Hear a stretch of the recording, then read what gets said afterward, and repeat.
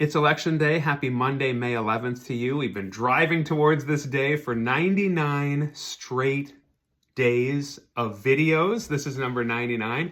I can't think of a better way to end this 99-day series where we really got into the weeds on the Local Governance Act, how the municipality works, the service commissions, the agendas, minutes, meetings, all the things that make the municipality function well.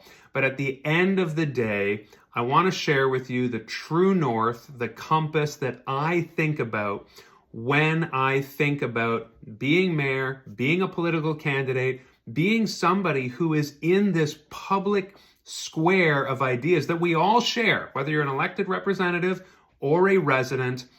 I want to think with you about the public interest. Now, where am I getting this idea of the public interest as this true north, this current that drives me and I think helps our communities make really good decisions? And as a candidate, I've tried to keep the public interest at the center. As your mayor, I will keep the public interest at the center of the table when it comes to that council team. I'm using the word public interest here. I heard this quote years ago. Walter Lippmann was a Pulitzer Prize-winning American social critic. He wrote of politics. He had a column syndicated in national newspapers. A really prominent figure in political philosophy in the 50s, the 60s. He passed away in the 70s.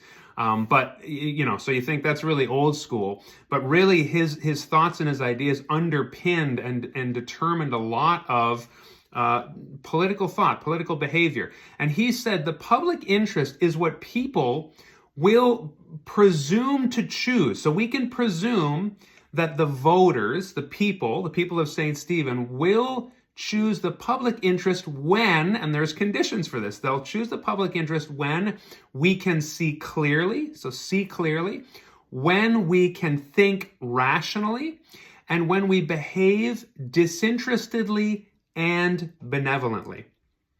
Okay, so just let that land. I know that might have been a lot.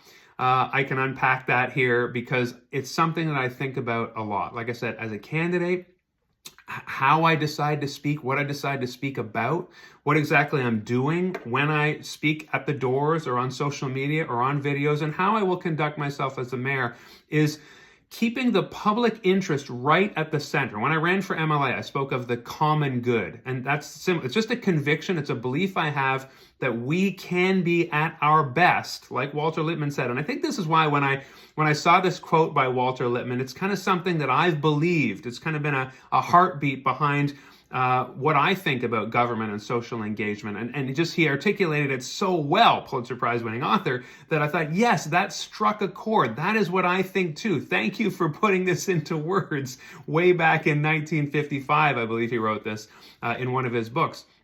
But when we see clearly, then we can start to make good decisions. That's the first step. The public interest, the public being all of us, not just one segment of us, not just the rich, not just the poor, not just the housed, not just the unhoused, not just the old, not just the young. That's the thing about a community like ours and a society like ours, is there are many of us, right?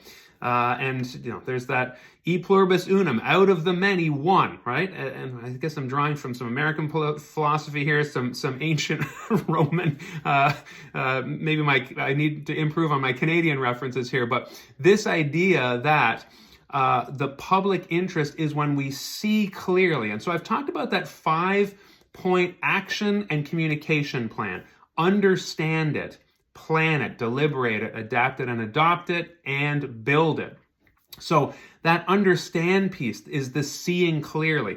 We cannot proceed and make good decisions unless we see clearly. Now, that is a process in itself, but that's why the other parts of what Lippmann said, I believe, are really critical, because first we need to see clearly, but then we need to think rationally. Sometimes we need to get out of the way of our own emotions, and when there are pain points, and when there's anger, when there's desperation, when people are not getting their needs met, it is a very emotionally sensitive, right? And so this is where Lippmann talks about and wrote about, you see clearly so you understand it, but then you need to think rationally. And that's kind of the plan piece of, okay, let's sit together. Let's get the right people around the table, residents, people who are affected, people who make plans related to the thing, if it's roads, if it's a homeless shelter, if it's the water system,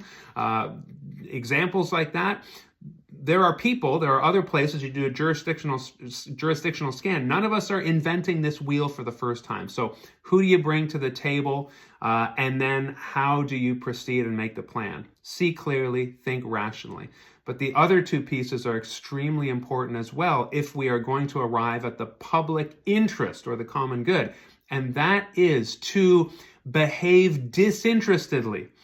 Too many times in politics, and I guess I'm using that as a small p, like just us doing life together, the polis, the people, the policies by which we organize ourselves. There's teams. There's this idea that, my team is going to beat your team. And that's because, we get in this zero sum. If I get my way and win, then you lose. And I get the thing and you don't get the thing. And I've been trying to eliminate that as well, as much as we can. There's always going to be give and take. There's always going to be negotiation. There's always going to be a little bit of, when you get something, I might have less of the thing, but I also gain something in return, right? For example, I want to live in a society where my tax money is well spent to take care of someone who is less fortunate than me. That's just how I'm wired. You might be wired differently. You might have different theories around that. But this is how I kind of see how we order ourselves in government. So that disinterest doesn't mean not being interested. It means bringing an objectivity to that process of seeing clearly and thinking rationally, and then saying, well, this is not about me getting what's mine. This is not me getting some personal benefit or individual win that you don't get. That's just not going to be in the public interest and the common good. And then the fourth piece is benevolence. And we get into a problem in our society when we see everything as scarce, when there's not enough for you, and so I better get what I need. Lippmann really talked about way back in the 50s how benevolence is really crucial to a functioning community and a functioning society. Because, there's myths that go all the way back to Aesop's fable or stone soup, or when we pool our resources together, there is plenty, right? And so I see this in St. Stephen, how generous we are when we support nonprofits, or when somebody has a problem, whether it's a GoFundMe or, we come together. Sometimes there's high emotion that really propels us forward and animates us, and that's a good thing.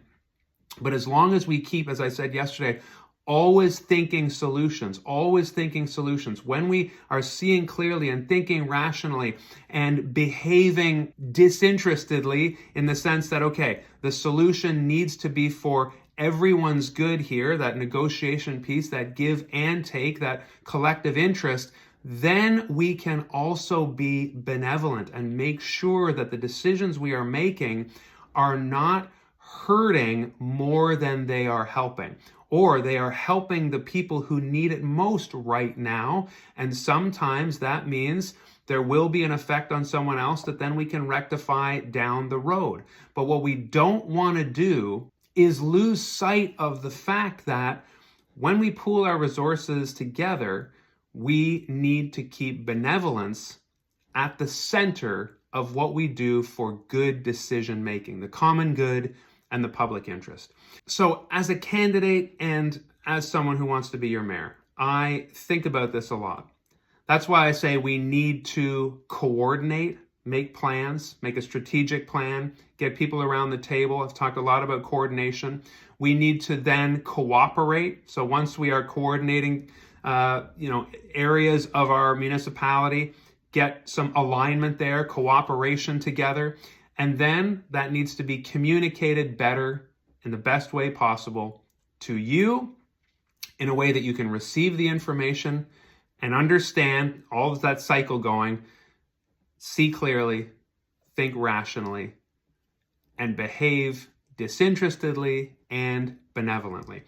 So whether or not I get to be your mayor, I will continue to operate in that way, working in other ways around our community like so many of you already do. I've said, for example, how seniors are the lifeblood and the heartbeat behind our community.